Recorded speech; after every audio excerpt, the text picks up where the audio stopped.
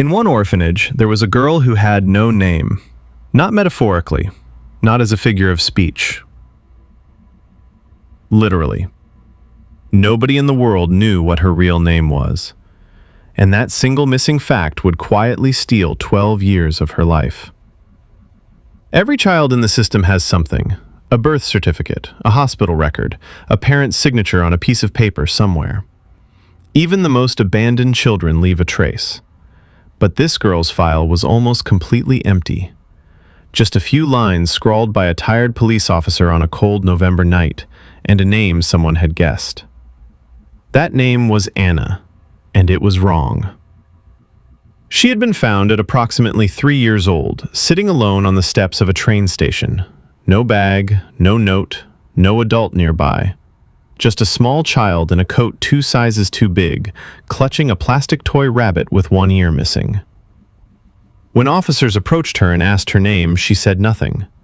When they asked where her parents were, she turned and looked at the station doors, like she was waiting for someone to come back through them. Nobody ever did. The officer who filed the report that night made a decision that seemed small at the time.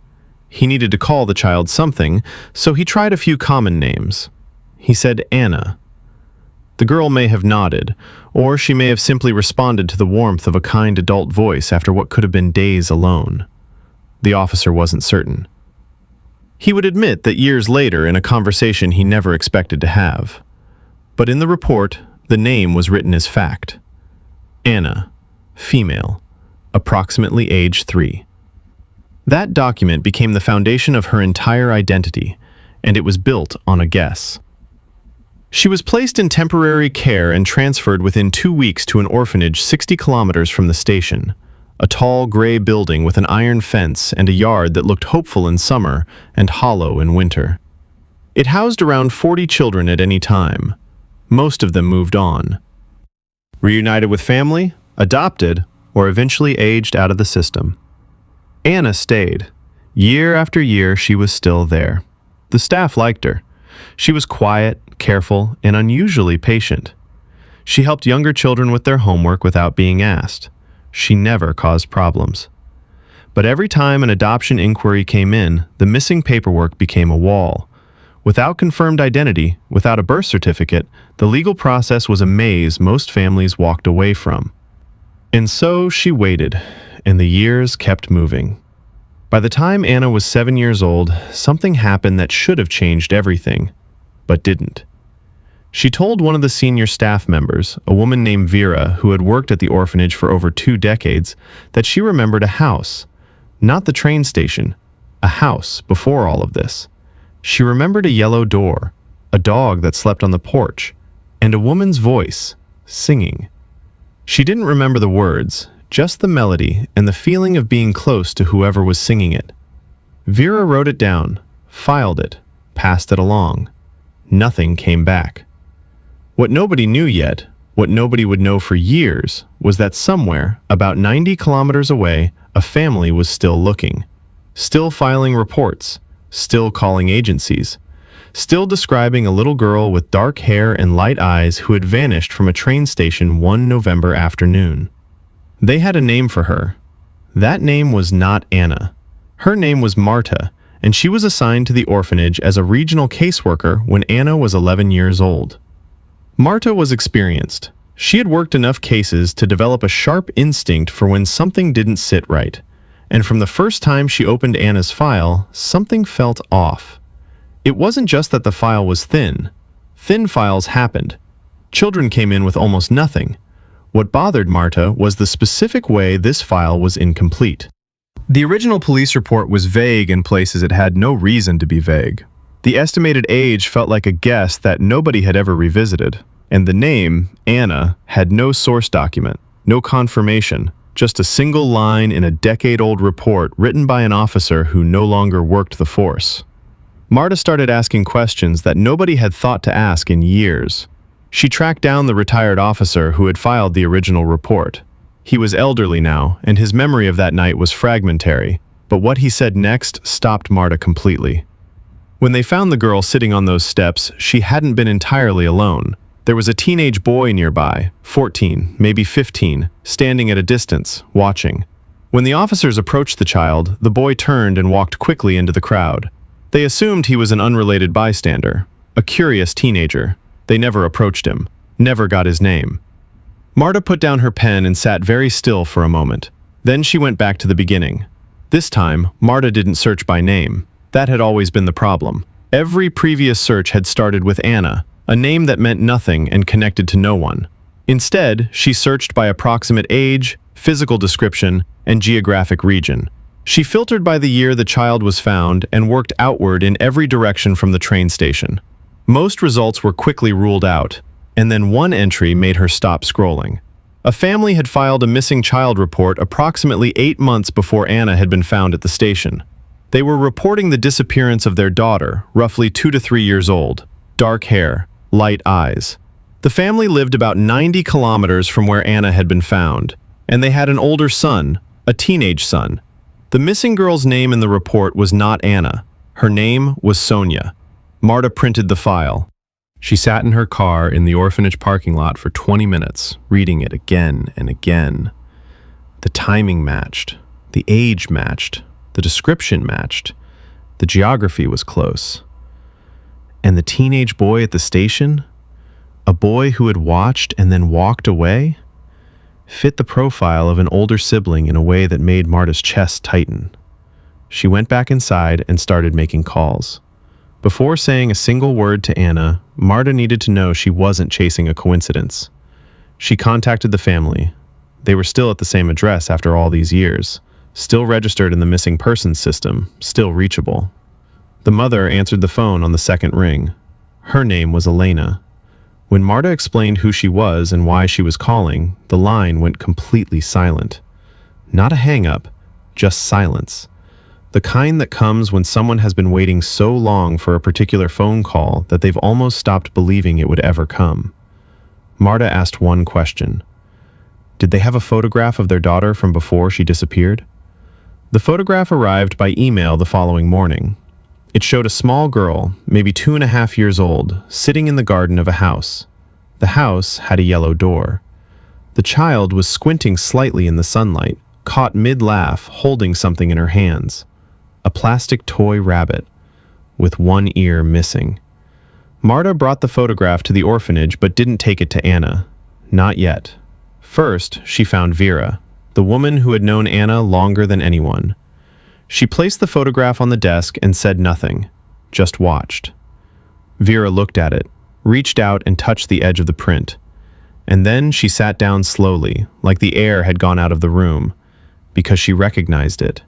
Not the child, the photograph itself, or one very much like it. 3 years earlier, when Anna was 9 years old, a family had come to that orphanage. They were looking for a missing child. They had brought photographs. They had sat in this office. They had walked these halls. And they had left without finding her. Marta felt the room shift. How? How is it possible that a family could come looking for their daughter, walk through the building where she lived, and leave empty-handed?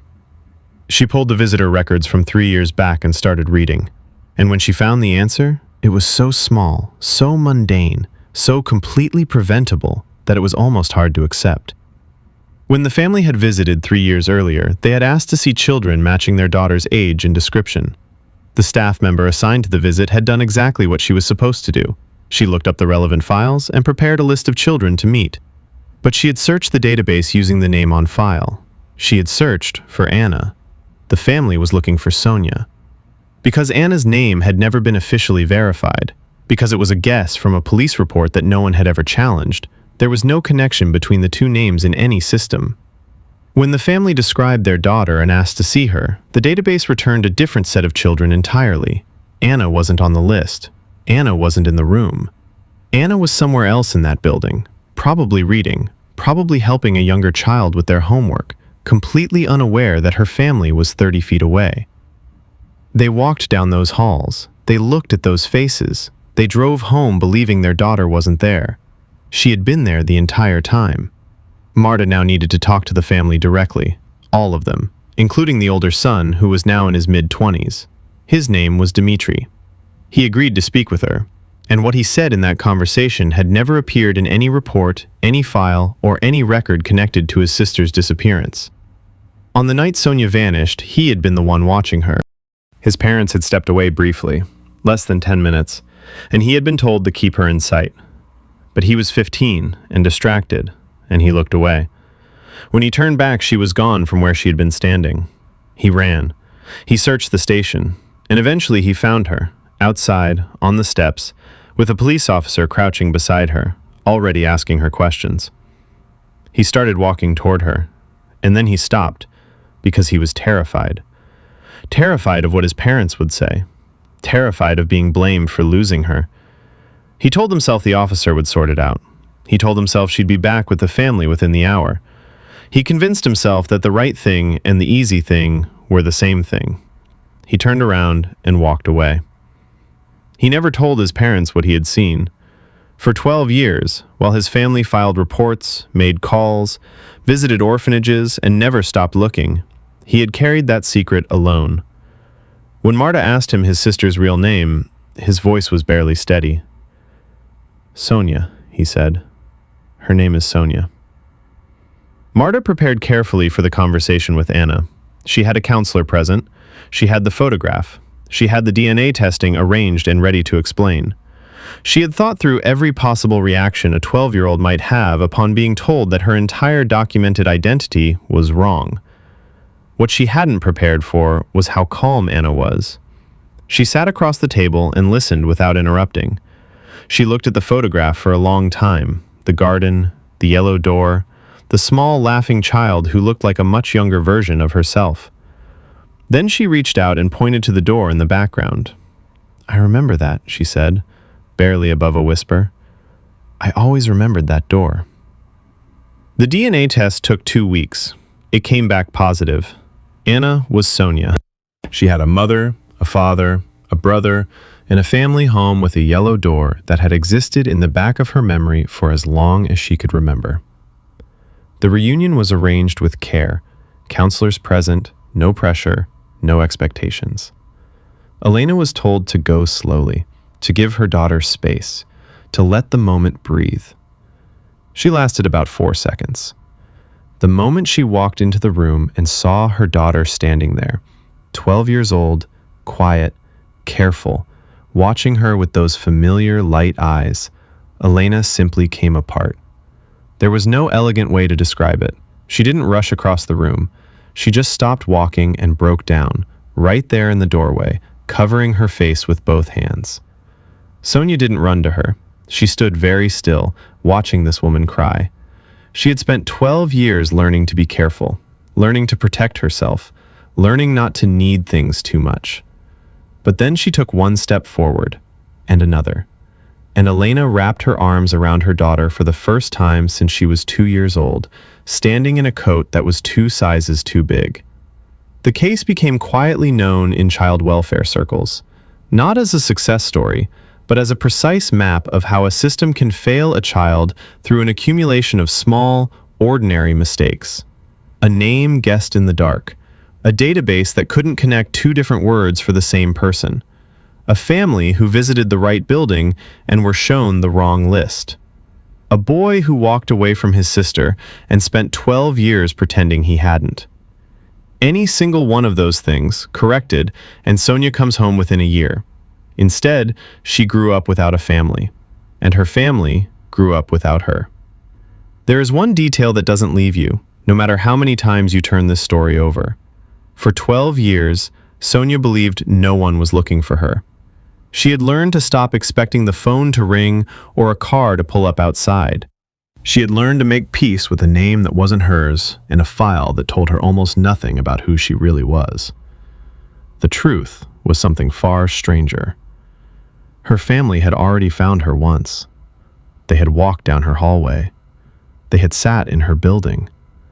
They had been 30 feet away from her on an ordinary afternoon. And then they had driven home, heartbroken, because nobody in that building knew to call her by the right name. She wasn't lost. She was simply waiting under a name that didn't belong to her. And it took 12 years, one social worker who refused to stop asking questions, and a photograph of a toy rabbit with a missing ear to finally bring her home. What would you have done if you were Marta? Would you have kept pulling at that file? Or would the case have looked closed to you? I'd genuinely love to know. Drop it in the comments. And if stories like this are what you come back for, make sure you're subscribed. There are more coming. Some of them are even harder to believe than this one.